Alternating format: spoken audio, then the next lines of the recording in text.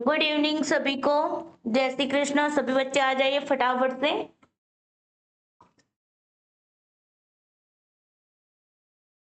सभी को good evening.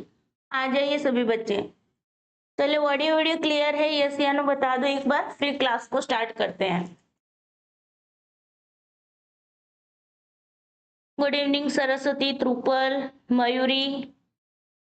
चलो मैं यहाँ पर चेक कर लेती हूँ। सभी को गुड इवनिंग। आ जाइए सभी बच्चे। ओके चलो, ऑल क्लियर है, यहाँ पर ऑडियो वीडियो दोनों ही क्लियर है। तो चलिए क्लास को स्टार्ट करते हैं। फटाफट से वीडियो को लाइक शेयर कर दीजिए। जितने भी बच्चे हैं वीडियो को लाइक शेयर जरूर करेंगे। क्लास को स्टार्ट करती हूँ, तब तक सभी के सभी बच्चे थम्स अप दे देंगे। ढेर सारे थम्स अप दे दो तब तक। चलो फटाफट से। ओके, तो नमस्कार दोस्तों, मैं हूँ आरती प्रजापति। आरती प्रजापति यूट्यूब चैनल पे और स्टडी ऑफ साइकोलॉजी चैनल पे आप सभी का हार्दिक स्वागत करती हूँ। वैसे हमारी दो चैनल है तो भूला गया है ना, चलो कोई बात नहीं। यस, एक बार बता दीजिए भाई, आप लोगों के मैसेज नहीं आ रहे हैं मेरे पास। एक बार मैसेज कर लीजिए सब रेडी हो। अगर रेडी हो सब बच्चे रेडी लिख दीजिए। चले, तो आज हम करने वाले हैं साइकोलॉजी के प्रीवियस ईयर के क्वेश्चंस करने वाले हैं, जो पैराग्राफ बेस्ड क्वेश्चन आते हैं आपके यूजीसी नेट के अंदर। तो 15 जून 2023 में दो पैराग्राफ पूछा गया था, दोनों के दोनों पैराग्राफ को हमने आज की क्लास में लिया हुआ है। ओके, हाँ अब ठीक है। तो बीच बीच में बोला करिएगा, साइकोलॉजी वाले हैं तो थोड़ा सा मतलब बहुत जोश के साथ बैठिएगा, ताकि मुझे भी मोटिवेशन मिलता रहे और मैं आप लोगों की क्लास को कंटिन्यू कर पाऊँ, है ना। तो पूरे जोश के साथ बैठे, बीच बीच में लाइक वगैरह थम्स अप वगैरह दिया करना, ताकि मुझे पता चले कि आप लोग जाग रहे हैं। ओके चलो फिर, अगर आप यूजीसी नेट पेपर वन की प्रिपरेशन कर रहे हैं, जीसेट पेपर वन की प्रिपरेशन कर रहे हैं, पीएचडी की तैयारी कर रहे हैं, तो हमारे यूट्यूब चैनल का नाम है आरती प्रजापति, जो कि हमारी मेन चैनल है। और टेलीग्राम चैनल भी हमारी है, तो आप जुड़ सकते हैं टेलीग्राम चैनल में पेपर वन के लिए।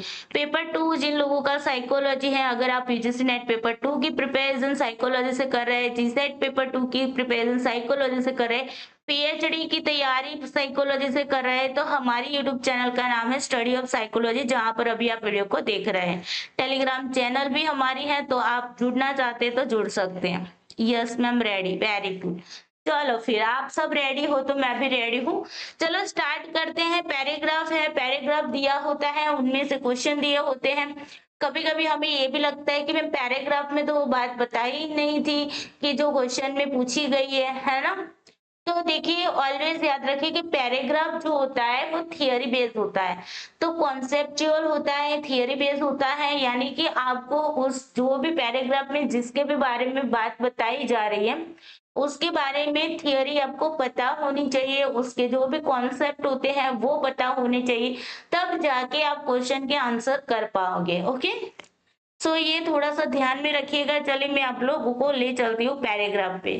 सबसे पहले आपके सामने एक पैराग्राफ है, पैराग्राफ को हमें पहले पढ़ना है, समझना है पूरे पैराग्राफ को, उसके बाद ही क्वेश्चन पे चलना है। ओके, यहाँ पर पैराग्राफ में दिया है कि ध्यान क्रिया में भाग लेने वाले जो भी बच्चों के स्वास्थ्य पर ध्यान प्रभाव को जानने हेतु एक अध्ययन कराया गया। देखो यहाँ पर एक अध्ययन कराया गया है मेडिटेशन के बारे में, मतलब मेडिटेशन में भाग लेने वाले जो भी बच्चे हैं उनका स्वास्थ्य पर क्या इफेक्ट हो रहा है, उनके प्रभाव को जानने के लिए एक स्टडी कराया गया। तो दो चीजें यहाँ से समझ में आई, एक मेडिटेशन, दूसरा हेल्थ पर जो उसका इन्फ्लुएंस हो रहा है, यानी कि इन्फ्लुएंस इज वेल बीइंग, है ना। चिल्ड्रन के वेल बीइंग पर जो इन्फ्लुएंस हो रहा है उसके बारे में। तो यहाँ पर आपको क्या पता चल रहा है कि यहाँ पर अगर मैं बात करूं कि डिपेंडेंट और इंडिपेंडेंट वेरिएबल की बात करूं, तो मुझे बताइए कि इंडिपेंडेंट वेरिएबल क्या होगा और डिपेंडेंट वेरिएबल क्या निकल के आ रहा है। बस इसी लाइन में से पहले निकालो, एक एक लाइन को पढ़ना है, एक एक लाइन को समझना है और चीजों को इस तरीके से समराइज करते जाना है। पैराग्राफ वाले क्वेश्चन में ऑलवेज समराइज करिए, समराइज करने के बाद क्वेश्चन के आंसर फटाफट से निकल के आ जाएंगे। बताइए मुझे कि ये जो मेडिटेशन की बच्चों के स्वास्थ्य पर जो प्रभाव पड़ रहा है उसको जानने के हेतु यहाँ पर एक स्टडी किया गया है। तो इसमें इंडिपेंडेंट वेरिएबल कौन सा है, सभी बच्चे बताएंगे। जितने भी बच्चे लाइव हैं सारे के सारे बच्चे मुझे आंसर करेंगे कि इंडिपेंडेंट वेरिएबल कौन सा है। इसमें पहले इंडिपेंडेंट वेरिएबल बता दीजिए। यहाँ पर आपके पास ये नॉलेज होना जरूरी है, रिसर्च की बेसिस पे आपका पूरा पैराग्राफ है, आपको यहाँ पर पता होना चाहिए कि इंडिपेंडेंट वेरिएबल क्या है, डिपेंडेंट वेरिएबल क्या होता है ना। उसी के बेसिस पे आप पैराग्राफ में से आंसर निकाल पाओगे। चलो बताओ सभी बच्चे, कोई भी चुपचाप नहीं बैठेंगे साइकोलॉजी के क्लास में। अगर इस तरीके से चुपचाप बैठे तो मैं पक्का कह रही हूँ कि मैं साइकोलॉजी नहीं पढ़ाऊंगी, क्योंकि मैं साइकोलॉजी नहीं पढ़ा रही हूँ उसका भी यही रीजन है, मुझे अच्छा नहीं लगता है आप लोग चुपचाप बैठे रहते हो, मुझे अच्छा नहीं लगता है। बताओ इंडिपेंडेंट वेरिएबल क्या होगा। मेहताब बताओ, नरेश झाला बताओ, सरस्वती बताओ, त्रुपल बताओ, सृष्टि बताओ, मयूरी बताओ, त्रुपल बताओ। चलो सारे के सारे बच्चे आंसर करेंगे। इंडिपेंडेंट वेरिएबल ध्यान, बिल्कुल मेडिटेशन की इफेक्ट हो रही है, किस पर हो रही है, तो मेडिटेशन की जिसकी भी इफेक्ट हो रही है वो आपका इंडिपेंडेंट वेरिएबल है। यानी कि मेडिटेशन जो है वो क्या है, इंडिपेंडेंट वेरिएबल। बहुत बढ़िया, अच्छा लगा मुझे जान के। अब बताओ डिपेंडेंट वेरिएबल क्या है फिर, डिपेंडेंट वेरिएबल बताओ। बहुत बढ़िया, सरस्वती, मयूरी, सृष्टि, तीनों ने आंसर बहुत अच्छे से किया है। अभी दूसरा क्वेश्चन का आंसर बताओ, डिपेंडेंट वेरिएबल क्या है। देखो समरी बनाना सिखा रही हूँ, कैसे समरी बनाना है पैराग्राफ में से। बताओ डिपेंडेंट वेरिएबल क्या होगा, जिन पर इफेक्ट हो रहा है उसको डिपेंडेंट वेरिएबल बोलेंगे। किस पर इफेक्ट हो रहा है बताओ, इफेक्ट किस पर हो रहा है, जो इफेक्ट करता है उसको इंडिपेंडेंट वेरिएबल बोलेंगे, जिस पर इफेक्ट हो रहा है उसको डिपेंडेंट वेरिएबल बोलेंगे। तो डिपेंडेंट वेरिएबल क्या है, बच्चे हैं नहीं, बच्चों का स्वास्थ्य है ना, वेलबींग है, चिल्ड्रन का वेलबींग है। क्या है, वेलबींग, उनका स्वास्थ्य है, किनका, चिल्ड्रन का, है ना, चिल्ड्रन का वेलबींग है, स्वास्थ्य, बिल्कुल करेक्ट। ओके, तो ये हो गया डिपेंडेंट और इंडिपेंडेंट वेरिएबल की बात। अब देखो बच्चों का एक समूह जो इसके पूर्व ध्यान क्रिया में भाग नहीं लिया है, एक ऐसा समूह बनाया गया जिन्होंने मेडिटेशन में भाग नहीं लिया था, वह ध्यान क्रिया में भाग लेने की योजना बना रहे हैं। अब जिन्होंने, ये जो ग्रुप है ना, ये जो ग्रुप है उन्होंने कभी भी मेडिटेशन में भाग नहीं लिया था, लेकिन अब सोच रहे हैं कि भाई मेडिटेशन में भाग लेंगे, है ना। तो उन्हें ध्यान क्रिया में भाग लेने के कार्य के पूर्व एक स्वास्थ्य मापनी उपलब्ध कराया गया। यहाँ पर उनको क्या किया गया, एक स्केल दिया गया वेलबींग का, इनको वेलबींग का क्या किया गया, स्केल दिया गया। ओके, ये जो स्केल दिया गया वो प्री टेस्ट के रूप में दिया गया, यानी कि उन्होंने अभी मेडिटेशन लिया नहीं है, मेडिटेशन की क्रिया में भाग नहीं लिया है ना, मेडिटेशन में पार्टिसिपेट नहीं किया है, उससे पहले उनका ये स्केल टेस्ट लिया जा रहा है, तो प्री टेस्ट हो गया, है ना। बालकों के द्वारा ध्यान क्रिया के 2 माह पश्चात, बालकों के द्वारा उन्होंने क्या किया, मेडिटेशन में भाग लिया 2 माह तक, 2 महीने तक। ओके, यहाँ पर 2 मंथ्स यहाँ पर उन्होंने क्या किया, मेडिटेशन में भाग लिया। और उसके बाद उसी परीक्षण को पुनः अपनाया जाना था। अब उसके बाद यहाँ पर जो ग्रुप है वही का, जो पहले ग्रुप था ना, ये वाला 1 वाला ग्रुप वही ग्रुप है यहाँ पर। ओके, अब 2 महीने तक उनको मेडिटेशन दिया गया, उसके बाद उनका क्या किया जाना था, उनका एक टेस्ट लिया जाना था, जो टेस्ट पहले लिया था, प्री टेस्ट लिया था ना वेलबींग का, वही टेस्ट, वेलबींग का टेस्ट, वही स्केल क्या किया जाना था, दोबारा से यूज किया जाना था। यानी कि ये क्या हो गया, पोस्ट टेस्ट हो गया, समझिएगा। पहले मेडिटेशन से पहले उनका टेस्ट लिया गया, फिर उनको मेडिटेशन दिया गया, उसके बाद उनका क्या किया जाना था, मेडिटेशन का टेस्ट दिया जाना था, है ना।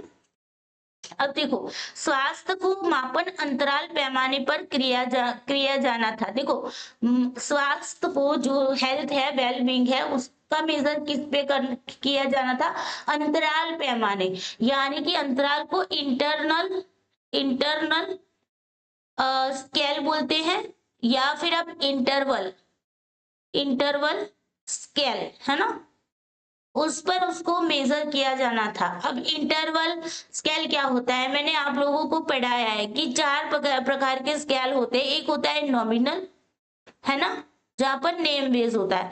फिर होता है ऑर्डिनल, ऑर्डिनल में क्या होता है, रैंक बेस होता है, यहाँ पर रैंक बेस होता है। ये नेम बेस होता है। ओके, ऑर्डिनल के अंदर नेम एंड रैंक दोनों आ जाएंगे। फिर होता है आपका इंटरवल, इंटरवल या इंटरनल, इसके अंदर नेम भी आएगी, रैंक भी आएगा, साथ ही साथ क्या होगा, इक्वल यूनिट होंगे, है ना, इक्वल यूनिट, और साथ ही साथ आर्ट्रीबेटरी आर्ट्रीबेरी क्या होगा, जीरो, आर्ट्रीबेरी, ओके, जीरो, मतलब कि माना हुआ काल्पनिक जीरो यहाँ पर होगा। उसके बाद आता है सबका बाप, यानी कि रेशियो, ऐसे ही मैंने पढ़ाया है आप लोगों को, रेशियो होता है, सबका बाप होता है। क्यों उसको ऐसा बोला गया है, क्यों मैं उसको ऐसा बोलती हूँ, क्योंकि उसके अंदर नॉमिनल भी होगा, रैंक भी होगा, यानी कि ऑर्डर भी होगा, साथ ही साथ यहाँ पर इक्वल यूनिट भी होगा, और साथ ही साथ यहाँ पर क्या होगा, एब्सोल्यूट जीरो।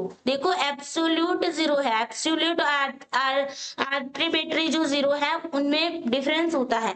आर्बिट्रेरी जो होता है उसके अंदर क्या है, काल्पनिक, हम अज्यूम करके चलते हैं कि हाँ ये जीरो है। जैसे कि हाइट को मेजर करते हैं तो जीरो लेवल से हम ऐसे हाइट को मेजर करते हैं, यहाँ पर जीरो होता है, फिर 1 फीट होता है, फिर 2 फीट होता है, फिर 3 फीट होता है। तो हमें पता है कि जीरो हाइट किसी की भी नहीं होती है, फिर भी हम अज्यूम करके चलते हैं, तो वो क्या है, आर्बिट्रेरी जीरो है। लेकिन रेशियो के अंदर क्या होगा आपका, एब्सोल्यूट जीरो, यानी कि पक्का वाला जीरो। जैसे कि टेम्परेचर होता है तो 0 डिग्री सेल्सियस टेम्परेचर हो जाता है, बिल्कुल हो जाता है।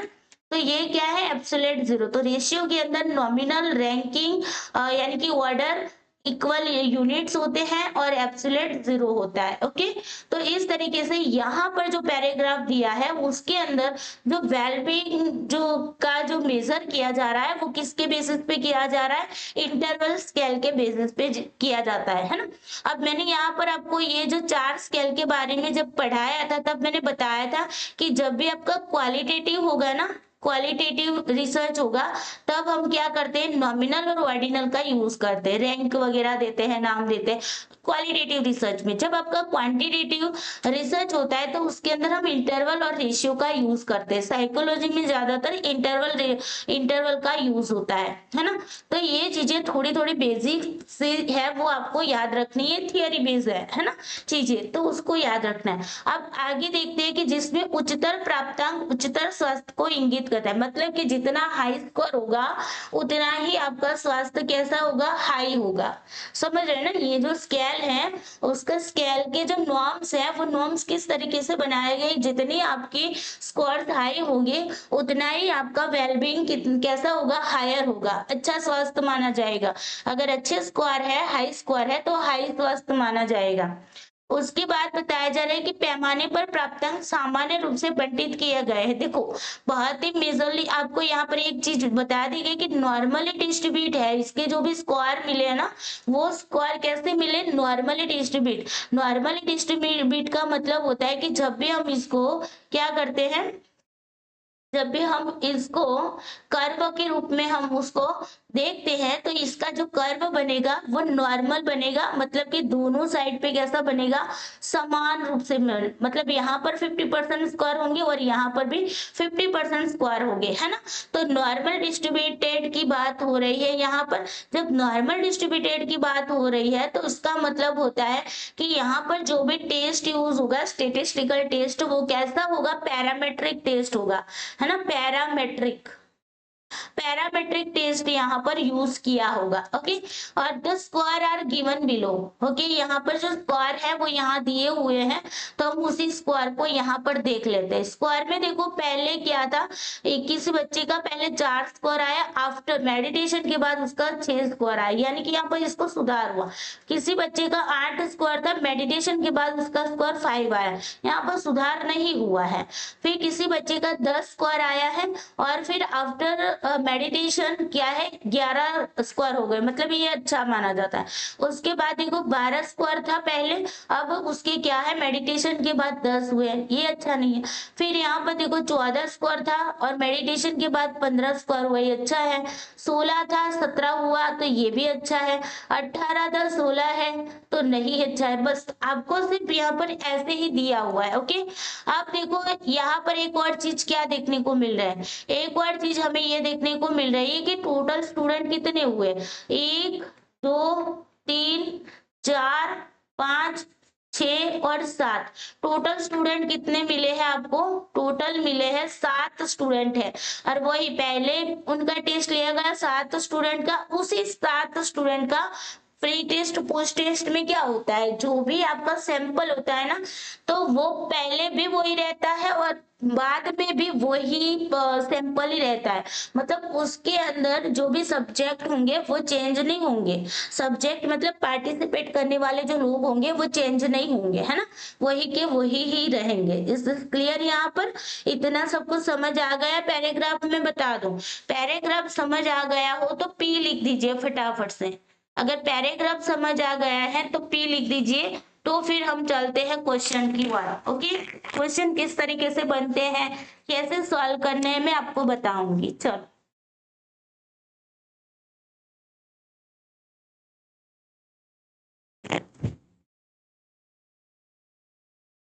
चलो भाई, पैराग्राफ समझ आ गया, सारे बच्चे पी लिख देंगे। वीडियो को लाइक शेयर जरूर कर दीजिए। ओके, सरस्वती निकिता सबका आंसर है पी पी, चलो वेरी गुड। तो फिर चलते हैं हम क्वेश्चन की ओर। ओके, बहुत इजी पैराग्राफ था, सच बताऊं तो ये जो जून वाला है ना, दोनों के दोनों पैराग्राफ बहुत ही इजी थे, बस थियरी अगर आपको आती है तो। चलो वेरी गुड। तो पहला क्वेश्चन आपको कह रहा है कि ये जो टेस्ट है ना उसकी फ्रीडम की लिमिट कितनी है, बताओ, डिग्री ऑफ फ्रीडम बताना है। यहाँ पर जो भी आपने स्टेटिस्टिकल टेस्ट अप्लाई किया होगा उसके अंदर डिग्री ऑफ फ्रीडम कितनी होगी बताओ। चलो इसका आंसर करो। ऑप्शन है 10 11 6 और 5। बताओ क्या होगा, डीएफ क्या होगा, डिग्री ऑफ फ्रीडम को क्या बोलते हैं, डीएफ बोलते हैं ना। चलो बताओ,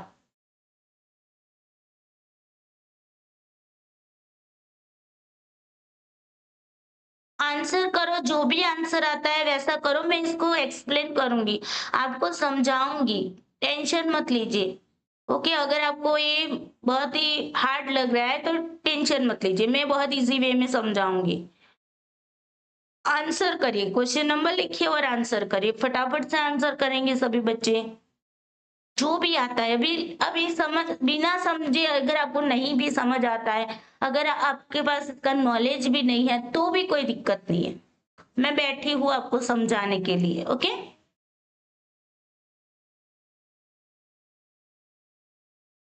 चलो भाई आंसर करो, बहुत ज्यादा टाइम नहीं दूंगी मैं आप लोगों को। सरस्वती आंसर करो, सरस्वती ने आंसर दे दिया। निकिता, मानसी, मयूरी, नरेश झाला, पटेल, मीत, रुपल, बताओ आंसर, बताओ जो भी आंसर आता है, बाद में मैं समझाती हूँ कैसे आंसर आएगा, आप लोग आंसर कर दीजिए पहले। ओके, निकिता ने भी दिया है, चलो फिर, हाँ गलती है ना, सबको गलती हो रही है, चलो कोई बात नहीं।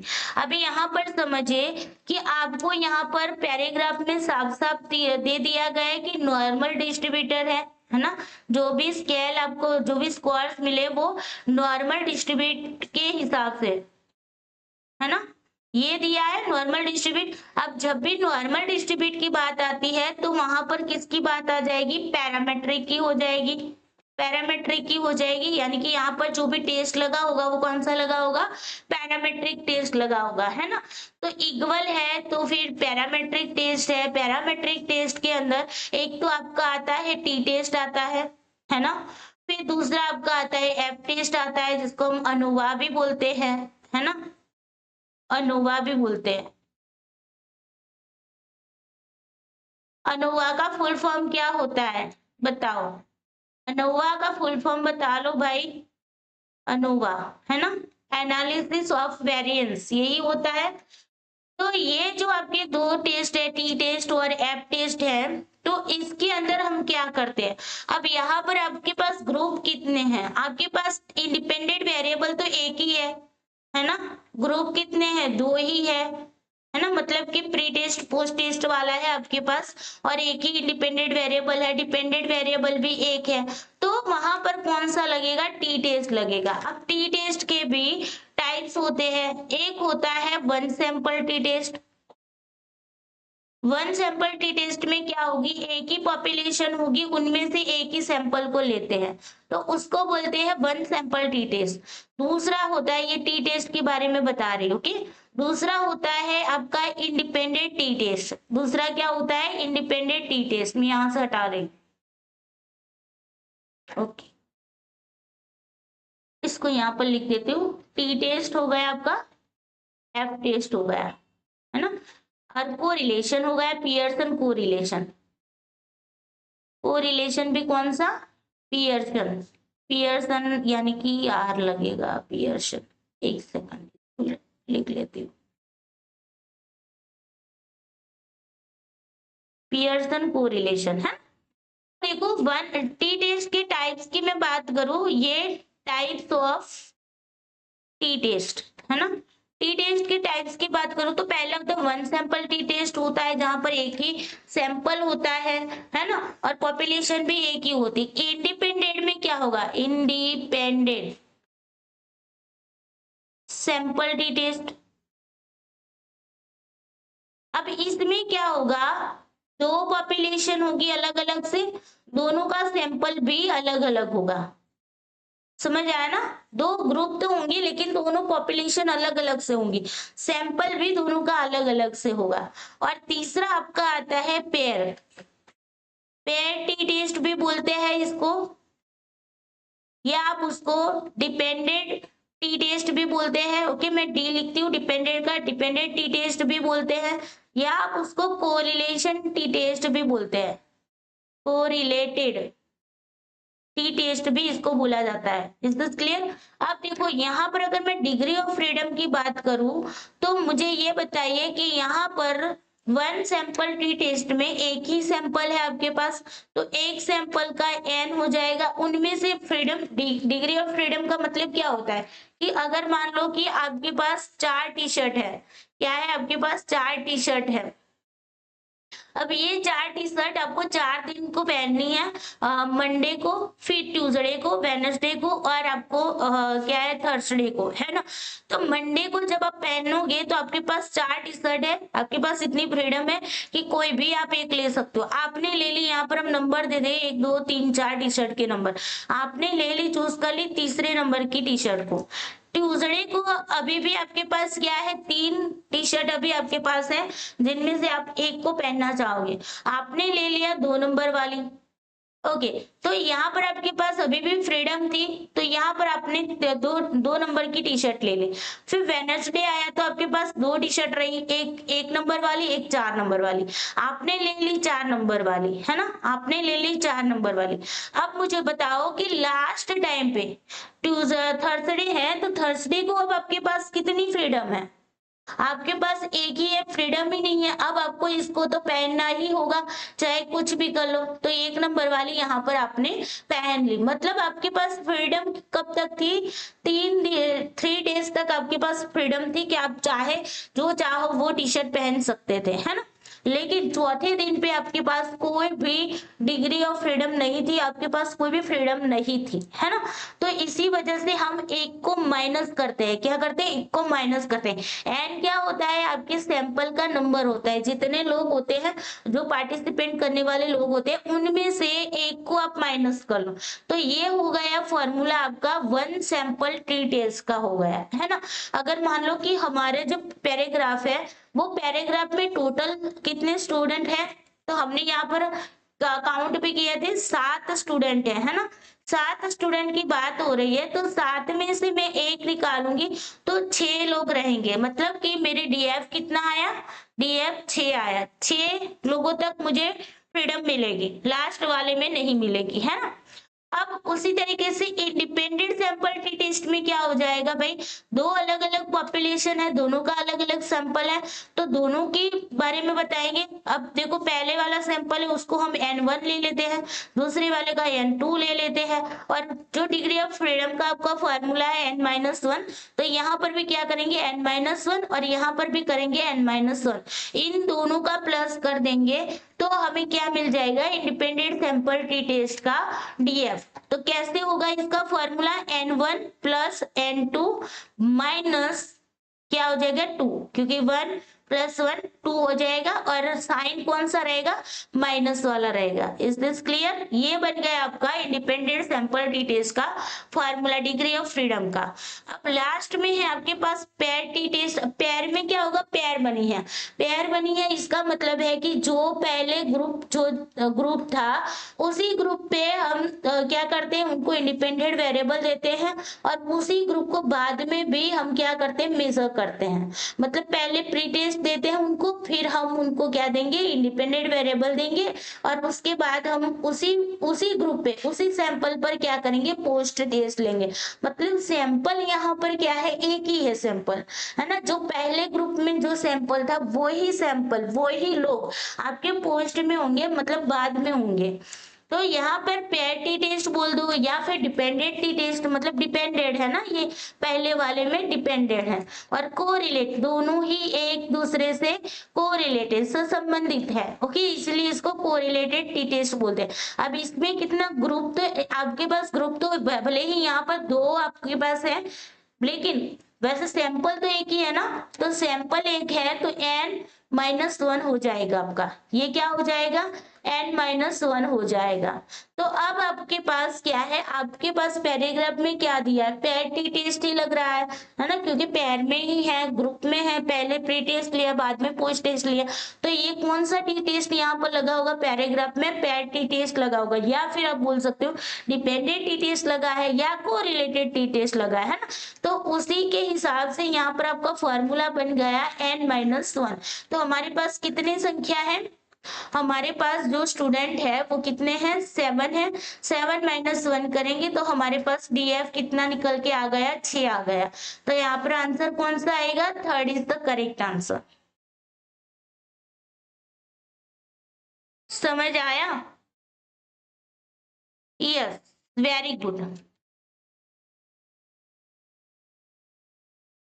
अब देखो, जब यहाँ पर कोई ऐसे भाई कॉलेज यूनिवर्सिटी के बारे में पूछने आए तो प्लीज कृपया करके चले जाए।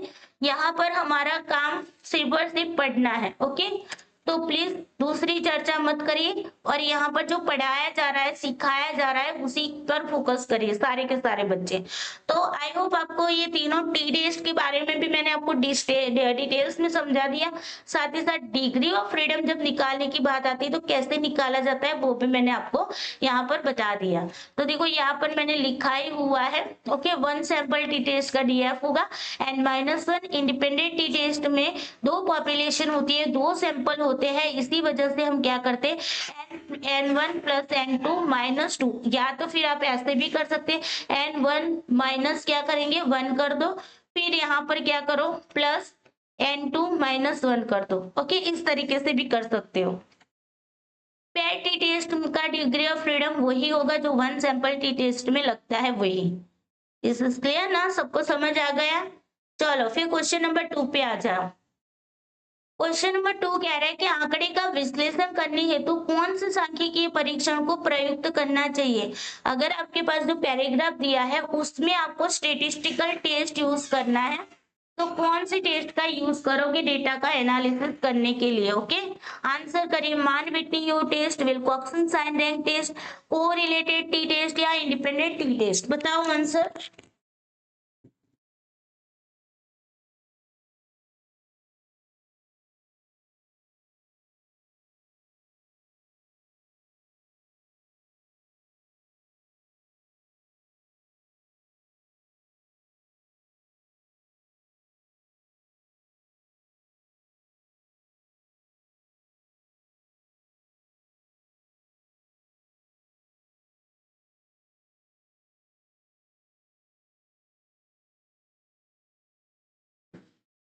ओके चलिए, वेरी गुड, बहुत बढ़िया, जो कि हमने आगे अभी आपको बताया ही है ना। तो देखो मान विटनी जो है ना, मान विटनी यू टेस्ट क्या होता है आपका, नॉन पैरामेट्रिक होता है, नॉन पैरामेट्रिक होता है। विल्कोक्सन साइन रैंक टेस्ट जो होता है वो भी आपका क्या होता है, नॉन पैरामेट्रिक होता है। फिर आपका कोरिलेटेड टी टेस्ट जो है वो आपका पैरामेट्रिक होता है, और इंडिपेंडेंट टी टेस्ट भी आपका क्या है, पैरामेट्रिक है। अब अभी इतना पता है कि हमारा जो पैराग्राफ है वो नॉर्मल डिस्ट्रीब्यूट, उसके स्क्वायर जो है नॉर्मल डिस्ट्रीब्यूशन हिसाब से बता रहे हैं, है ना, नॉर्मल डिस्ट्रीब्यूट है। तो फिर दोनों में से ये पैरामेट्रिक टेस्ट लगेगा, इन दोनों में से कोई एक आएगा। इंडिपेंडेंट टी टेस्ट में दो पॉपुलेशन, दो सैंपल होते हैं, यहाँ पर हमारे पास एक ही सैंपल है, उसको पहले टेस्ट लिया जाता है, फिर उनको इंडिपेंडेंट वेरिएबल दिया जाता है, उसके बाद उनको क्या किया जाता है, पोस्ट टेस्ट लिया जाता है। तो ये क्या है आपका, third is the correct answer, correlated T test. Okay, अब देखो थोड़ा सा और भी इंफॉर्मेशन मैं यहाँ पर आपको दे रही हूँ, ताकि आपको आगे जाके कोई भी क्वेश्चन ऐसा आता है तो आपको समझ आ जाए, या फिर मान लीजिए एग्जाम में ऐसा कोई पैराग्राफ आ जाता है जहां पर आपको पता लगाना है कि यहाँ पर नॉन पैरामेट्रिक टेस्ट जो होते हैं वो किस पैरामेट्रिक टेस्ट के अल्टरनेटिव होते हैं, विकल्प में होते हैं, है ना।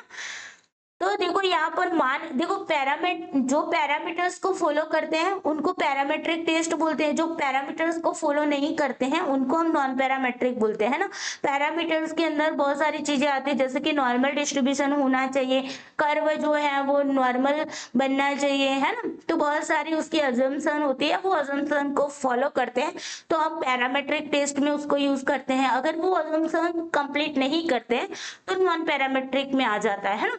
तो मान विटनी यू टेस्ट जो है वो आपका नॉन पैरामेट्रिक टेस्ट है, एंड इंडिपेंडेंट टी टेस्ट है ना, उसका ये अल्टरनेटिव है, पूछा जा सकता है, एग्जाम में पूछा भी गया है। आई थिंक मुझे लगता है तब तक कि ये पूछा गया था कि भाई जो मान विटनी यू टेस्ट है वो किसका अल्टरनेटिव है, तो इंडिपेंडेंट टी टेस्ट का अल्टरनेटिव, यानी कि यहाँ पर से आपको क्या चीजें समझ आएगी कि मान विटनी यू टेस्ट है उसके अंदर भी दो पॉपुलेशन होंगे, दो सैंपल होंगे उनमें से निकले हुए, है ना। तो उसी तरीके से आपको इसको समझना है, क्योंकि वो इंडिपेंडेंट टी टेस्ट का अल्टरनेटिव है। ओके, विल्कोक्सन साइन रैंक टेस्ट है, रैंक की बात हो रही है, तो यहाँ पर एक बात और भी याद रखिए कि यहाँ पर रैंक की जब बात होगी तो यहाँ पर जो हमारे जो चार स्केल होते हैं ना, कौन से स्केल होते हैं, नॉमिनल, ऑर्डिनल, इंटरवल और रेशियो, तो यहाँ पर आपका ऑर्डिनल स्केल यूज होगा, ऑर्डिनल स्केल होगा, क्योंकि यहाँ पर रैंक भी दिया है ना।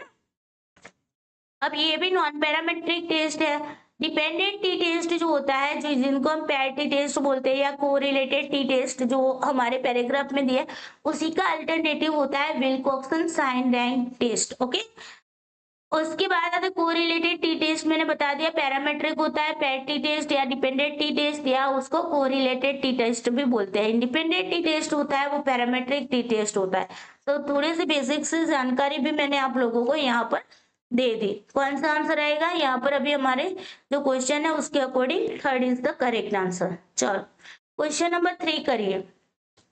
क्वेश्चन नंबर 3 कह रहा है कि निर्देशात्मक प्राकल्पना यानी कि डायरेक्शनल हाइपोथेसिस के बारे में निम्नलिखित कौन सा एक सही है। देखो ये आपके पैराग्राफ में से, जो कि पैराग्राफ में जो डायरेक्शन दी है, आपको हाइपोथेसिस दी है, उससे रिलेटेड नहीं, बस ये थियरी बेसिस है, कॉन्सेप्ट को क्लियर करने की बात है यहाँ पर। ओके, तो अगर हम डायरेक्शनल हाइपोथेसिस के बारे में करेक्ट बताते हैं तो क्या बताएंगे, कौन सी होगी? Directional hypothesis. यहाँ पर 4 हाइपोथेसिस बना के आपके सामने रखी है कि भाई जो मेडिटेशन का जो वेल बीइंग पर प्रभाव पड़ता है, क्या ये डायरेक्शनल हाइपोथेसिस है?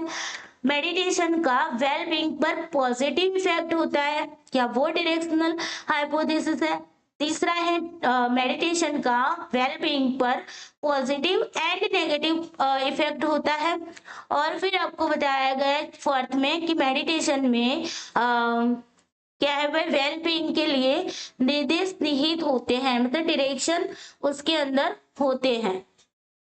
बताओ। क्वेश्चन नंबर 3 का आंसर करिए। आपको डायरेक्शनल हाइपोथेसिस के बारे में बताना। ये सारा कुछ मैंने आप लोगों को पढ़ाया हुआ है। ओके, रिसर्च में ऐसी कोई भी चीज नहीं है जो मैंने नहीं पढ़ाई। मैंने आपको पेपर 1 में, जो पेपर 1 की यूट्यूब चैनल है आरती प्रजापति, वहीं पर भी आपको बहुत सारा कुछ समझाया सिखाया हुआ है। साथ ही साथ हमारी ये जो अभी आप वीडियो को देख रहे हैं वहां पर भी रिसर्च के बहुत सारे आपको वीडियोस मिल जाएंगे।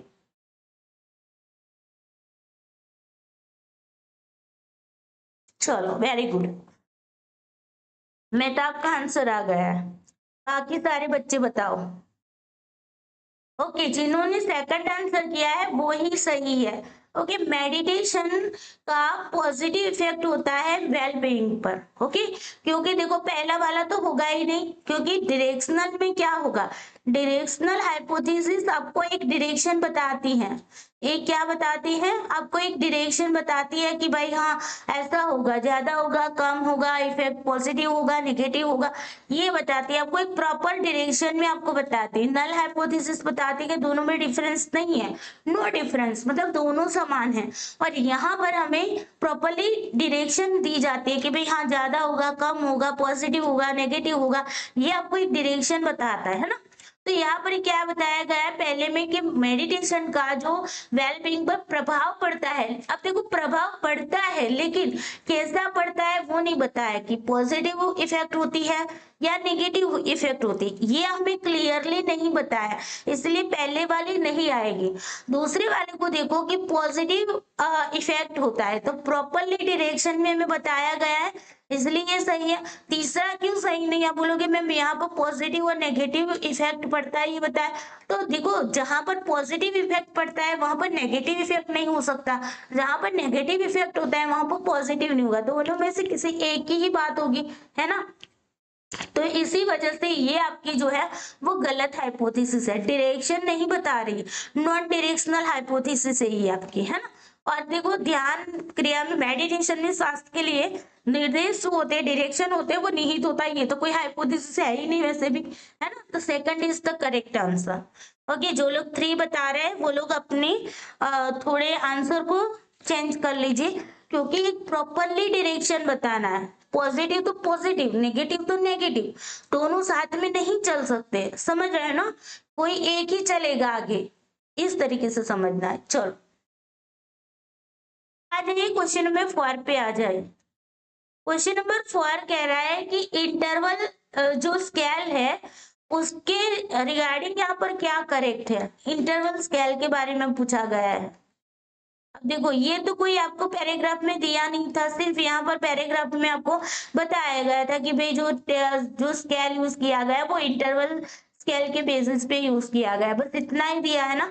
अब यहाँ पर क्वेश्चन क्या पूछा है? इंटरवल स्केल के अंदर क्या क्या आता है वो बताया गया है, मतलब theory based concept based question आते हैं पैराग्राफ में। ओके, तो देखो यहाँ पर पहले आइडेंटिटी होती है, magnitude, equal unit size and absolute zero. देखो मैं यहाँ पर आपको समझा देती हूँ। आइडेंटिटी का मतलब होता है मतलब पहचान करना। पहचान किस में होगी? नेम, नेम में होगी, यानी कि ये नॉमिनल की बात हो रही है, यहाँ पर लिख देती हूँ। ओके, नॉमिनल के अंदर होगी, नॉमिनल में क्या होगी? आइडेंटिटी होगी। आइडेंटिटी मतलब पहचान, पहचान होना। ओके, यानी नेम के बेस पे गीता है, सीता है, ये मेहताब है, जो भी नेम बेस है वो नॉमिनल है। उसके बाद ऑर्डिनल, ऑर्डिनल जो हो गया उसके अंदर मैग्नीट्यूड, परिमाण होगा, मैग्नीट्यूड। मतलब कि यहाँ पर परिमाण का मतलब होगा यहाँ पर रैंक दिया जाता है, कौन सी रैंक पे है, कौन से ऑर्डर में है ना वो। फिर इक्वल यूनिट होगा, वो आपका हो जाएगा इंटरवल स्केल के अंदर। तो वो क्या होगा, इक्वल यूनिट। अब हमें यहाँ पर पता चलेगा कि भाई हाँ, यहाँ पर जैसे कि ऑर्डिनल में हमने रैंक दे दिया कि भाई मेहताब का फर्स्ट नंबर आया है ना, मयूरी का सेकंड नंबर आया, सरस्वती का थर्ड नंबर आया। बट हमें यहाँ पर ये नहीं पता है कि ये first second and third number पे आने वाले जो भी बच्चे हैं उनके स्कोर क्या है। ओके, हो सकता है कि मेहताब के मान लो कि 45 मार्क्स आए 50 में से, और यहाँ पर मयूरी है उनके भी मान लीजिए कि 44 रैंक है, और यहाँ पर अगर मान लो थर्ड रैंक पे है सरस्वती, तो सरस्वती के मान लो कि 40 है। तो यहाँ पर हमें इक्वल यूनिट नहीं, देखो यहाँ से यहाँ पर फर्स्ट नंबर और सेकंड नंबर के बीच में एक ही स्कोर का डिफरेंस है, जबकि सेकंड और थर्ड के बीच में 4 स्कोर का डिफरेंस है। तो इक्वल यूनिट नहीं होता है ना ऑर्डिनल में। लेकिन इंटरवल में जब आएंगे तो वहां पर हमें प्रॉपरली पता चलेगा कि फर्स्ट रैंक पे जो आया है उनके 45 है, सेकंड में जो आया है उसके 44 है, थर्ड पे जो आया है उसके 40 स्कोर है। ये हमें स्कोर पता चलेगा। इक्वल यूनिट है कि नहीं वो भी हमें पता चलेगा, कितना डिफरेंस है। इक्वल यूनिट के साथ साथ डिफरेंस भी पता चलता है कि कितना डिफरेंस है दो कैंडिडेट के बीच में, दो स्टूडेंट के बीच में कितना डिफरेंस है वो पता चलता है। तो यहाँ पर पहला वाला है, यहाँ पर आपको दिया है, और एब्सोल्यूट जीरो जो कि वास्तविक जीरो होता है, ये वास्तविक जीरो होता है। ओके, जो कि रेशियो के अंदर हम बात करते हैं, है ना, रेशियो के अंदर एब्सोल्यूट जीरो वो उसकी खुद की क्या है, एक कैरेक्टरिस्टिक्स है एब्सोल्यूट जीरो। ओके, तो यहाँ पर देखो पहला वाला जो है identity, magnitude, equal unit, size and absolute zero किस में आएगी, ये प्रॉपर्टीज किसकी है, रेशियो की है। फिर है identity and equal unit size are properties, ये किसकी प्रॉपर्टीज होगी, आइडेंटिटी भी होगी, इक्वल यूनिट्स भी होंगे। तो अब देखो यहाँ पर इंटरवल स्केल में भी यही होता है ना, ये इंटरवल स्केल की प्रॉपर्टीज है। लेकिन इसके अंदर साथ ही साथ क्या होगी, आपके साथ मैग्नीट्यूड भी होगा, है ना, मैग्नीट्यूड भी होना होगा। ओके, ये तीन हो गए। फिर identity, magnitude and equal unit size, its properties, ये इंटरवल की है, ये प्रॉपरली इंटरवल स्केल की है। ओके, ये तीनों के तीन हो जाएंगे। और identity and magnitude are the properties, ये किसकी है भाई, ये है ऑर्डिनल की, ये ऑर्डिनल की है। इज दिस क्लियर, तो ये ऑर्डिनल की है। फिर identity and magnitude and equal unit size किसकी, इंटरवल स्केल की है। Identity and equal unit size भी इंटरवल की है, लेकिन बेस्ट आंसर कौन सा आएगा, थर्ड आएगा, क्योंकि तीनों के तीनों चीजें इसके अंदर आ जाती है इंटरवल के अंदर। सेकंड में दो ही चीज दी है, वास्तव में इंटरवल में तीन चीजें आएगी, identity, magnitude and equal unit size. और अगर आपको एक और दिया होगा आर्बिट्रेरी जीरो, है ना, आर्बिट्रेरी जीरो, तो ये भी आपको ध्यान रखना है। ओके, तो third is the correct answer. Yes, very good, बहुत बढ़िया। तो आर्बिट्रेरी जीरो, ओके, आर्बिट्रेरी नहीं बट आर्बिट्रेरी जीरो। ओके, ये होता है आपका काल्पनिक जीरो, काल्पनिक शून्य, जिसको हम आर्बिट्रेरी जीरो बोलते हैं। और एब्सोल्यूट जीरो जो होता है वो क्या होता है, वास्तविक होता है, जो रियल में होता है, वास्तविक शून्य। ओके, चलो फिर क्वेश्चन नंबर 5 में आ जाते हैं। पैराग्राफ का लास्ट क्वेश्चन है, इसके बाद दूसरा पैराग्राफ भी करेंगे, तो जाना नहीं है क्लास को छोड़ के। नल हाइपोथेसिस रिजेक्शन किसको इंडिकेट करता है, बताओ। तो ऑप्शन दिया है, ऑप्शन को देखना है और बताना है कि इनमें से कौन सी चीज बताती है कि नल हाइपोथेसिस रिजेक्ट हो रही है। ओके, कब हम उसको रिजेक्ट करते हैं, हाइपोथेसिस को, नल हाइपोथेसिस को। तो देखो यहाँ पर दिया है कि मेडिटेशन में भागीदारी स्वास्थ्य प्राप्तांकों में पर्याप्त अंतर की ओर संकेत करता है। मतलब कि यहाँ पर क्या है कि पार्टिसिपेंट जो पार्टिसिपेशन है मेडिटेशन के अंदर, उसका लीड करता है कि वेलबींग के जो स्कोर होते हैं उनमें सिग्निफिकेंट डिफरेंस बताया जाता है। ओके, अगर सिग्निफिकेंट डिफरेंस होता है तो यहाँ पर कहा जा रहा है कि नल हाइपोथेसिस रिजेक्शन को इंडिकेशन बता रहा है, इंडिकेट कर रहा है। दूसरा कह रहा है कि भाई ध्यान क्रिया में भागीदारी यानी कि मेडिटेशन के अंदर पार्टिसिपेशन के बाद जो वेलबींग के स्कोर्स होते हैं वो ठीक ऊपर चले जाते हैं। देखो पहले में क्या बता रहा है कि मेडिटेशन में जब आप पार्टिसिपेशन करते हो तो आपके जो स्कोर्स मिलते हैं ना, किसके, वेलबींग के जो स्कोर्स मिलते हैं उनके बीच में डिफरेंस को बताता है, मतलब हमें स्कोर्स के बीच डिफरेंस को इंडिकेट करता है। ओके, और फिर दूसरा कह रहा है कि जो मेडिटेशन में पार्टिसिपेशन करते हैं उसके बाद जो भी आपके वेलबींग के स्कोर्स होते हैं वो क्या होते हैं, ऊपर चले जाते हैं, मतलब कि हाई चले जाते हैं। ओके, मतलब ज्यादा बन जाते हैं, अब वो हो जाते हैं, ज्यादा हो जाते हैं वेलबींग के स्कोर्स। और थर्ड कह रहा है कि भाई मेडिटेशन में जब आप पार्टिसिपेशन करते हो तब जो आपके वेलबींग के जो स्कोर्स है उसको निम्न बना देता है, मतलब ये लोअर में चले जाते हैं। यहाँ पर अबोव का मतलब हायर में चला जाता है और यहाँ पर लोअर में चले जाते हैं। फोर्थ कह रहा है कि भाई मेडिटेशन में पार्टिसिपेशन का कोई महत्वपूर्ण प्रभाव नहीं है, मतलब कि no significant effect.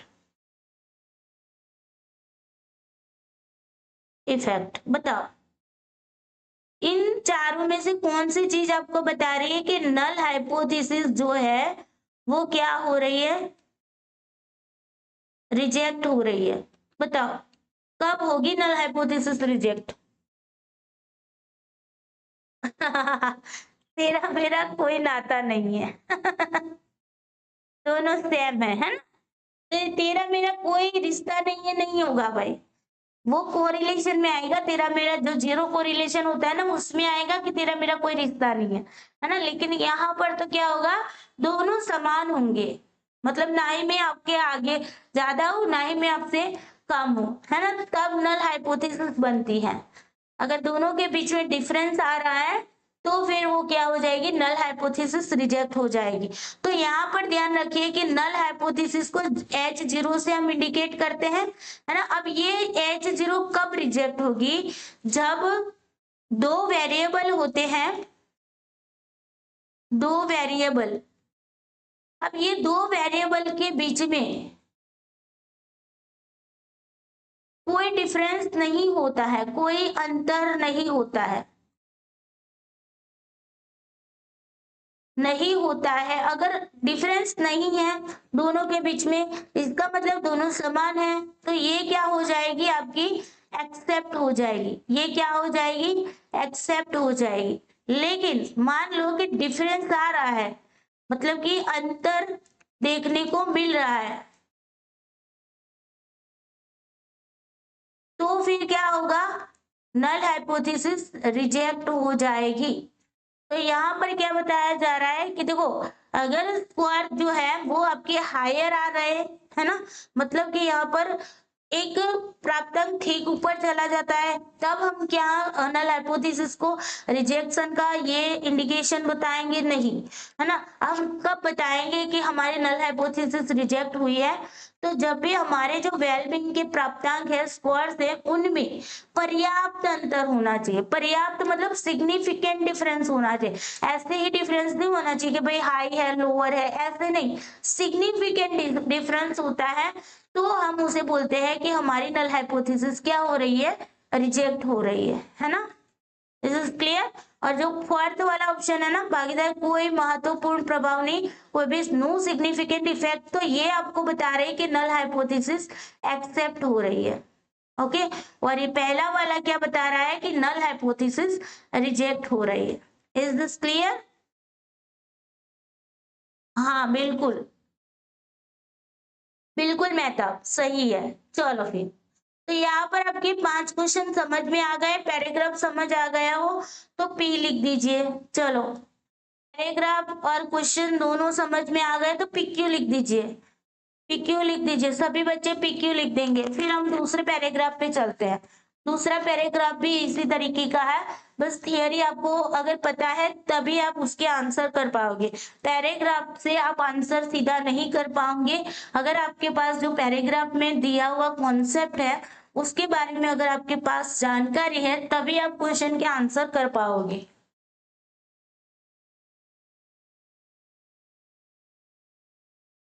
Okay, very good, बहुत बढ़िया, बहुत बढ़िया। चलो फिर, इजी था, है ना? अगर कॉन्सेप्ट क्लियर होते, थियरी आती होती तो बहुत इजी था। चलो, सेकंड पैराग्राफ पे आते हैं। जो पैराग्राफ है वो लेव वाइगोत्स्की की थियरी पर यहाँ पर बेस है पूरा का पूरा पैराग्राफ। अब आपको पता चल गया ना मैं क्यों बार बार ये बोल रही थी कि कॉन्सेप्ट आपको पता होना चाहिए, थियरी पता होनी चाहिए। तो लेव वाइगोत्स्की के बारे में, उनकी थियरी के बारे में यहाँ पर कुछ कुछ जानकारी दी है। अब आपके पास डिटेल्स में अगर जानकारी होगी तब जाके आप इस पैराग्राफ के जो भी क्वेश्चन पूछे हैं उसके आंसर कर पाओगे, है ना? तो डोंट वरी, मैं यहाँ पर आपको जो बेसिक बेसिक इंफॉर्मेशन है वो आपको यहाँ पर दे दूंगी ताकि आप क्वेश्चन के आंसर इजीली कर पाओ। चलो, लेव एस विगोत्स्की या तो फिर हम वाइगोत्स्की भी बोल सकते हैं, उन्होंने संज्ञानात्मक विकास सिद्धांत का प्रतिपादन किया था। कॉग्निटिव डेवलपमेंट थियरी का उन्होंने क्या किया था? प्रतिपादन किया था, डेवलप की थी ये थियरी। उन्होंने व्याख्या की कि अनुभवी प्रौढ़ व्यक्ति अंतर्जात मौलिक योग्यताधारी जो बालक होते हैं उनको और अधिक जटिल एवं उच्चतर क्रम की संज्ञानात्मक क्षमताओं को प्राप्त करने में सहायता करते। लेव वाइगोत्स्की ने ये बताया था, ये एक्सप्लेन किया था कि जो एडल्ट होते हैं, जो अनुभवी होते हैं, जो अनुभवी एडल्ट यानी कि जिनके पास एक्सपीरियंस है, जिनके पास इंफॉर्मेशन है ना, वैसे जो एक्सपीरियंस एडल्ट होते हैं वो चिल्ड्रन को जो इन्नेट बेसिक जो कैपेबिलिटी, जिनके अंदर इन्नेट का मतलब होता है जन्मजात उनके पास नॉलेज होता है, तो उसके अलावा जो मोर कॉम्प्लेक्स है यानी कि जटिल जो नॉलेज है या हायर ऑर्डर की जो कॉग्निटिव कैपेबिलिटीज है उसमें वो क्या करते हैं? हेल्प करते हैं।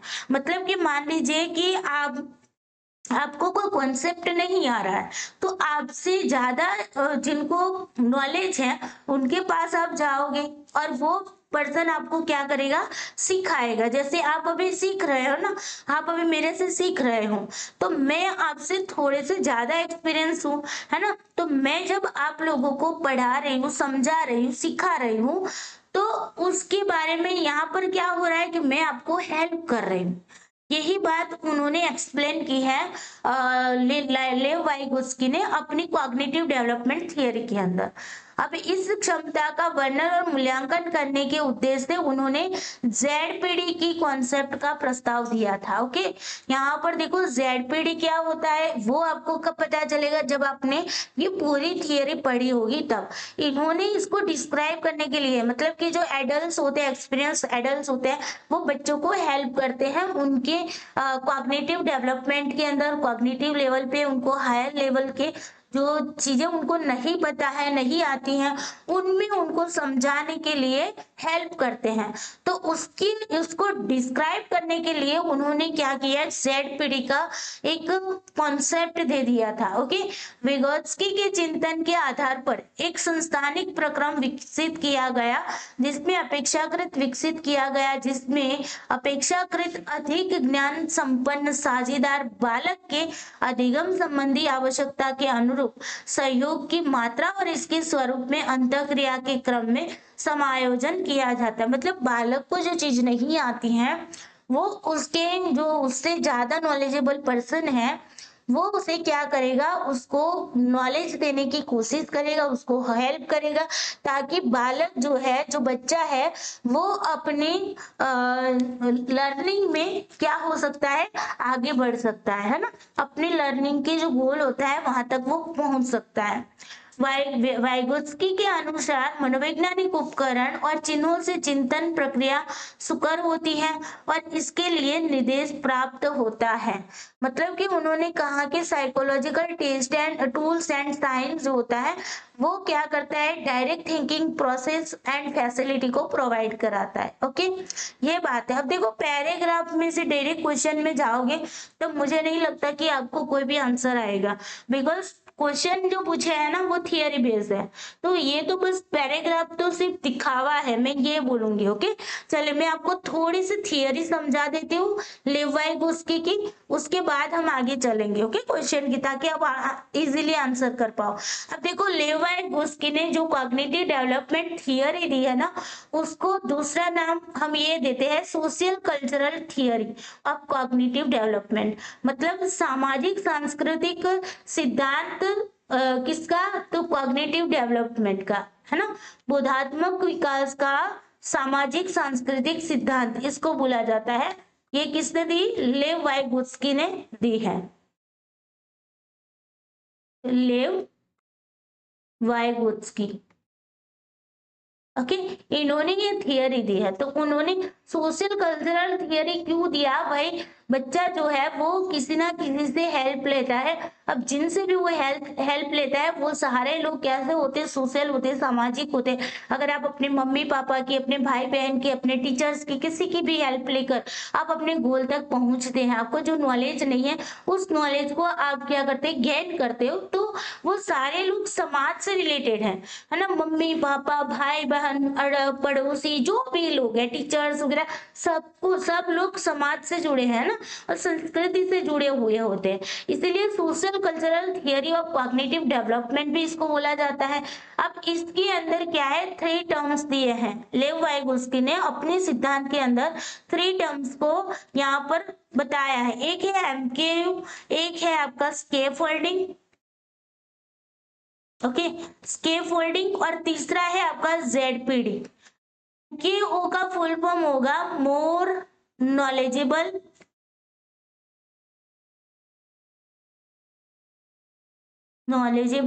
अदर, है ना, अदर्स, मतलब कि दूसरे ऐसे लोग हैं जिनके पास नॉलेज सबसे ज्यादा है, आपसे ज्यादा नॉलेज है। जब आप किसी की हेल्प लेते हैं तब ऐसे लोगों से लेते हैं जिनके पास ज्यादा नॉलेज है, तो उनके लिए उन्होंने नाम दे दिया MKO। ओके, तो आपको फुल फॉर्म भी पूछा जा सकता है, MKO का फुल फॉर्म बताओ, मोर नॉलेजेबल अदर्स होता है। और इसमें क्या होता है, जो हेल्प करने वाले लोग होते हैं, जो सपोर्ट करने वाले लोग होते हैं, वो लोग कैसे होते हैं, जिन्होंने हेल्प ली है उनसे ज्यादा नॉलेजेबल होते हैं। ओके, उनको बोला गया एमक्यू। दूसरा टर्म उन्होंने दिया है स्केप फोल्डिंग। स्केप फोल्डिंग को मचान भी बोलते हैं, या पे इसको ढांचा भी बोल सकते हो, या उसको पाद भी बोल सकते हो। ओके, तो इस तरीके से उसको हिंदी में अलग अलग नाम से जाना जाता है। इंग्लिश वर्ड है स्केप फोल्डिंग। स्केप फोल्डिंग का मतलब होता है टेम्पररी हेल्प मिलना।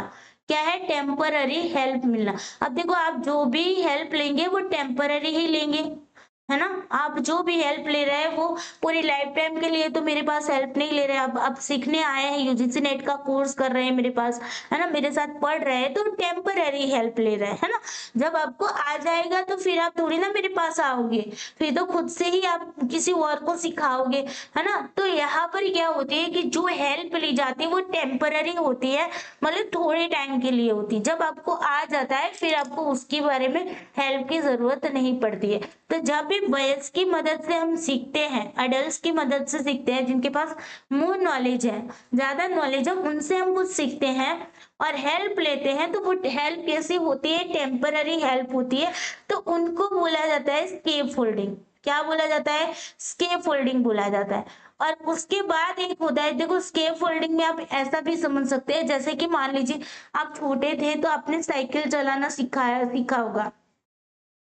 अब जब आप वो साइकिल चलाना सीख रहे थे, तब आपके जो भाई थे या आपके पापा थे, जो भी थे, उनसे आपने साइकिल चलाना सीखा, वो पीछे आपकी साइकिल को पकड़ते थे, है ना, बैलेंस बनाते थे और आप धीरे धीरे धीरे पेंडल मार के आगे बढ़ते थे।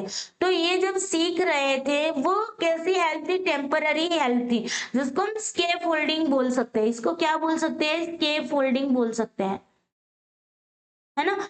फिर बाद में सोचो ना कि अगर आपको साइकिल चलानी कंप्लीटली आ गई, क्या उसके बाद आप अपने भाई पापा की जिनकी भी हेल्प से आपने साइकिल चलाना सीखा है, क्या उनकी हेल्प लोगे? आ जाने के बाद आपको जो चीज नहीं आती थी तब आपने किसी की हेल्प ली, तो वो हो गया स्केप फोल्डिंग। उसके बाद आप उनकी मदद नहीं लेते हो, इसीलिए ये कैसी हेल्प होती है, टेम्पररी हेल्प होती है। अब तीसरा एक टर्म्स है आपका जेडपीडी। तो जेडपीडी का फुल फॉर्म आपको पूछा जाता है, काफी बार एग्जाम में पूछा गया है, पेपर 1 में भी आता है ये जेडपीडी का फुल फॉर्म। तो जेडपीडी का फुल फॉर्म है zone of proximal development.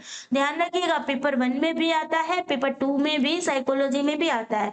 Okay, तो जोन ऑफ प्रॉक्सिमल डेवलपमेंट, जिनको हिंदी में बोलते हैं समीपस्थ या तो निकटस्थ, निकटस्थ भी लिखा होता है, समीपस्थ निकटस्थ विकास का क्षेत्र। अब ये जो क्षेत्र होता है ना, वो क्या होता है पता है, कि मान लो कि आपको सेल्फ स्टडी, एक एग्जांपल ले लेते हैं, आप सेल्फ स्टडी करके एग्जाम दी आपने यूजीसी नेट की, ओके, तो आपके नंबर आए, मान लीजिए कि 300 में से आपने 150 मार्क्स लाए, है ना, सेल्फ स्टडी से। फिर आपको लगा नहीं, मुझे तो अभी मैं क्वालिफाइड नहीं हुई, है ना, तो मुझे अब ज्यादा मेहनत करने की जरूरत, किसी की हेल्प लेनी पड़ेगी। आप क्या करते हो, आपसे ज्यादा नॉलेजेबल इंसान है, उनसे आप क्या करते हो, नॉलेज गेन करते हो। और फिर यानी कि आपने किसी की हेल्प लेकर आपने क्या किया, स्टडी की, है ना, हेल्प लेकर स्टडी की। अब फिर आपका जो स्कोर बना, जो पहले आपने सेल्फ स्टडी की थी तब आपके 150 स्कोर बने थे, अब आपके स्कोर 300 में से 200 आ गए, है ना। तो ये जो डिफरेंस रहा ना 50 का, 150 पहले आ रहे थे फिर 200 आया, तो ये जो डिफरेंस रहा ना, उसी डिफरेंस एरिया को क्या बोलते हैं, जेडपीडी। इसी डिफरेंस एरिया को बोलते हैं ZPD, zone of proximal development, जिसकी मदद से आपका क्या हुआ है, विकास हुआ है। इज दिस क्लियर, यहाँ पर जेडपीडी, है ना। तो इसी ये यही बात है। अब देखो, आपको जेडपीडी के अलावा मैं इन सबको हटा देती हूँ, इस पिक्चर को देखिए, यहाँ पर देखो, कैन डू अलोन, मैं अकेला कर सकता हूँ, तो वो है जेड ए डी। ध्यान रखिएगा, जेड ए डी, जिनको बोलते हैं जोन ऑफ, आपको ये भी पूछा जा सकता है, actual development. Okay, zone of actual development, जहां पर आप खुद से कर रहे हो, सेल्फ स्टडी कर रहे हो, एग्जाम्पल सेल्फ स्टडी, है ना। तो ये हो गया जेड ए डी। उसके बाद आता है आपका Z P D. Z P D में क्या होगा, zone of proximal development. Okay, जहां पर हम क्या करते हैं, दूसरों की हेल्प लेते हैं, है ना, अदर्स की हेल्प लेते हैं,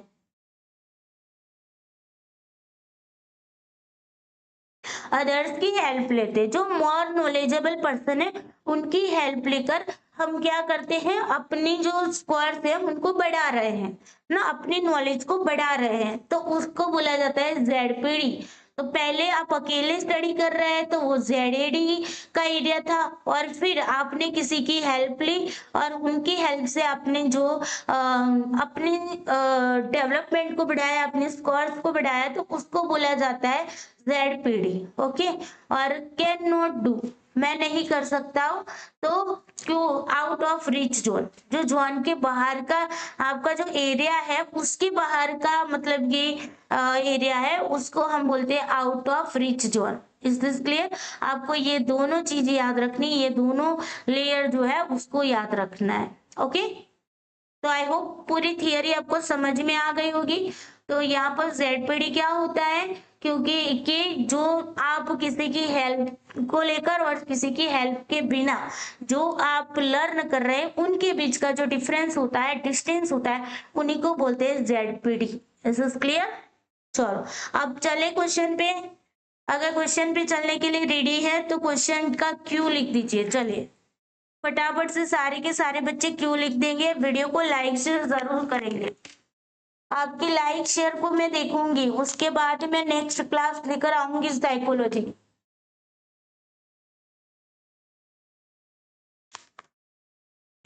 समझ आ गया हो तो क्यू लिख दीजिए सभी बच्चे। ओके वेरी गुड, मानसी का आंसर आ गया क्यू। बाकी लोगों को समझ में आया कि नहीं? ओके अंकिता का क्यू, वेरी गुड। चलो फिर स्टार्ट करें क्वेश्चन को। ओके पहला क्वेश्चन आपके सामने है, the theory of Vygotsky is called. बताओ वाइगोत्स्की की थियरी जो है उसको क्या बोला जाता है, बताओ। Cultural theory of cognitive development, social theory of cognitive development, socio culture theory of cognitive development और bio socio culture theory of cognitive development. बताओ।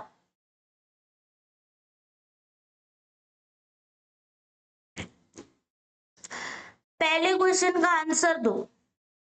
देखो ये तो आपको पैराग्राफ में दिया नहीं है, हाँ तो मैं इसीलिए कह रही थी कि आपके पास थियरी का नॉलेज होना चाहिए, कॉन्सेप्ट आपके पास क्लियर होना चाहिए, तब जाके आप क्वेश्चन के आंसर कर पाओगे पैराग्राफ में।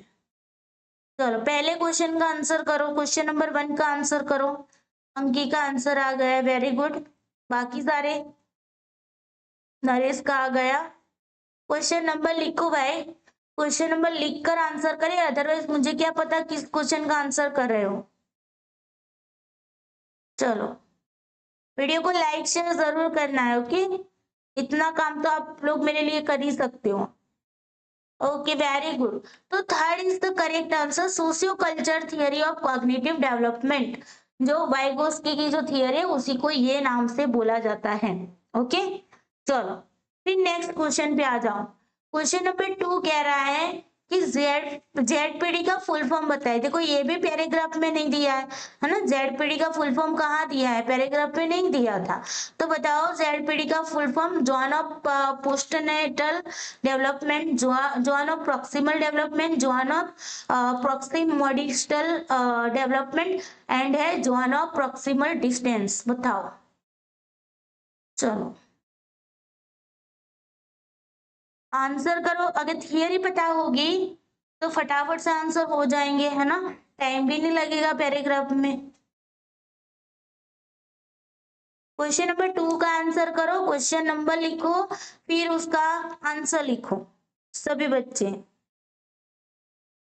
चलो अब ये तो बहुत ही इजी क्वेश्चन है यार, वेरी गुड, बहुत बढ़िया।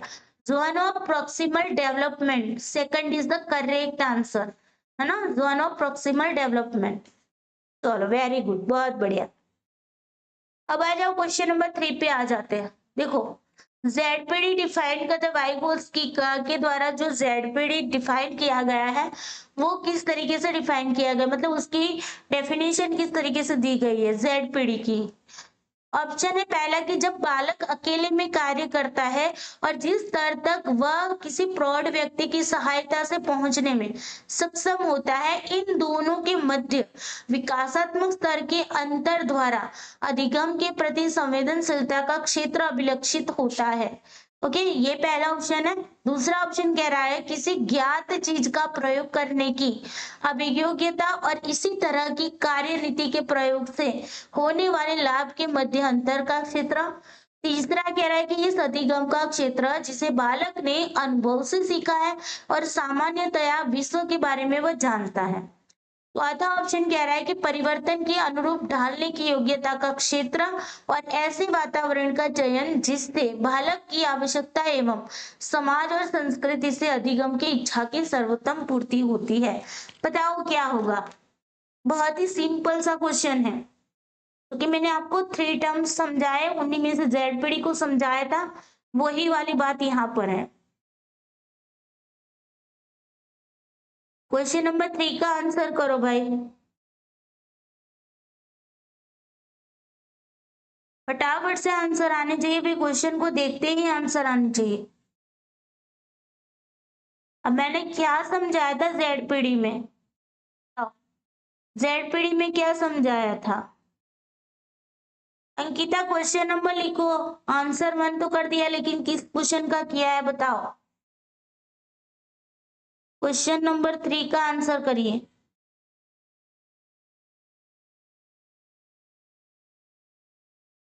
Yes, very good, first is the correct answer. मैंने क्या बताया था आपको कि ये एरिया है आपका सेल्फ स्टडी का। आपने सेल्फ स्टडी करके आपने कोई स्कोर प्राप्त किए। मैंने एग्जांपल भी दिया था कि 300 में से 150 स्कोर लाए। फिर आपने किसी नॉलेजेबल पर्सन से हेल्प ली, और हेल्प लेकर आपने क्या किया, अपने स्कोर को बढ़ाए। 150 में से आपके स्कोर बन गए 200। तो इन दोनों के बीच का जो डिफरेंस है ना, उसी को हम बोलते हैं जेडपीडी, है ना। तो देखो ना, पहला वाला क्या बोल रहा है कि बालक अकेले में कार्य करता है, खुद से कार्य करता है, और जिस स्तर तक वह किसी प्रौढ़ व्यक्ति की सहायता से पहुंचने में सक्षम होता है। यानी कि पहले उसके 150 स्कोर आ रहे थे, अब उनकी उसने किसी की हेल्प ली और उसके 200 स्कोर हो गए। अपने लक्ष्य तक वो पहुंच गया, है ना। जिस स्तर तक उसे पहुंचना था उस स्तर तक वो पहुंच गया।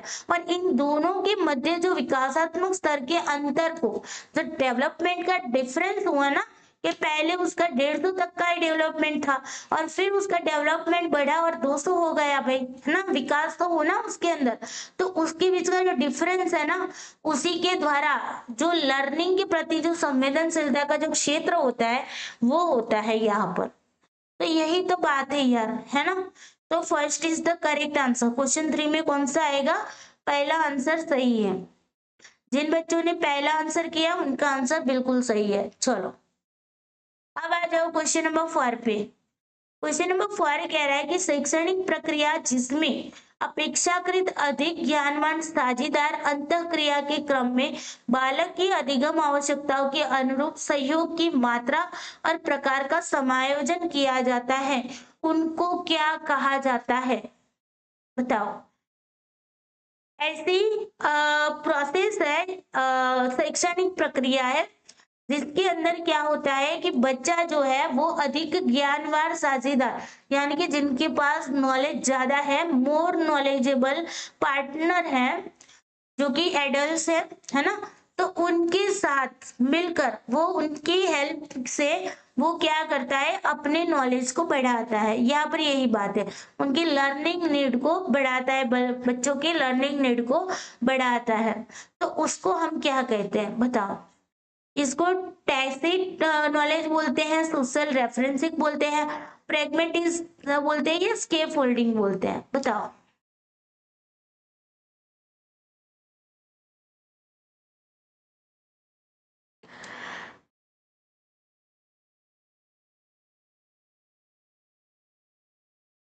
क्वेश्चन 4 में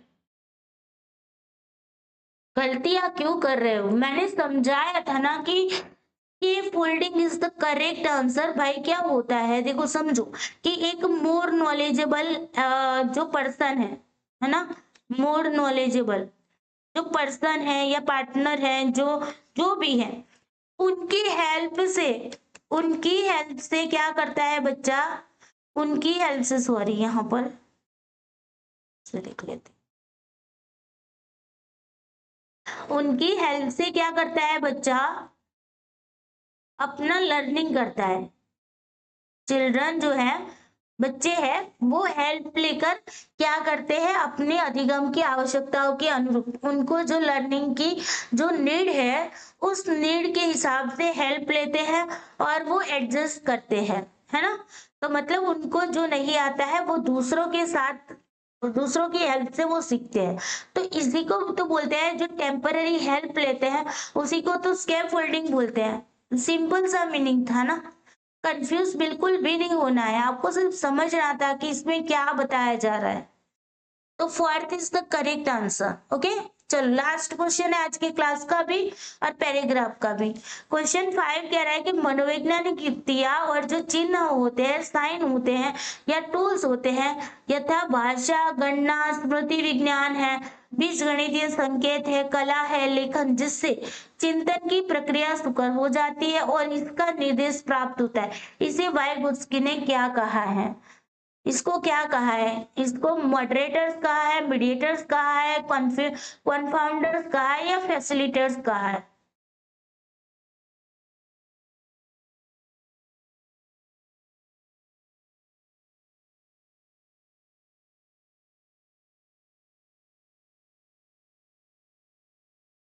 आंसर करें इसका।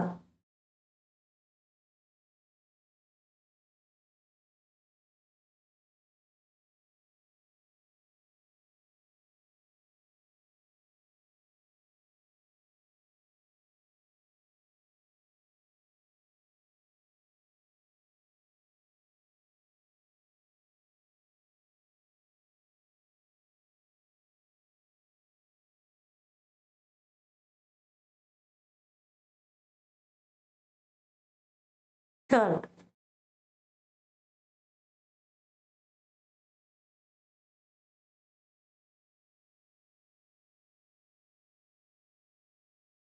बताओ भाई, आंसर करो, क्वेश्चन नंबर 5 का आंसर करो।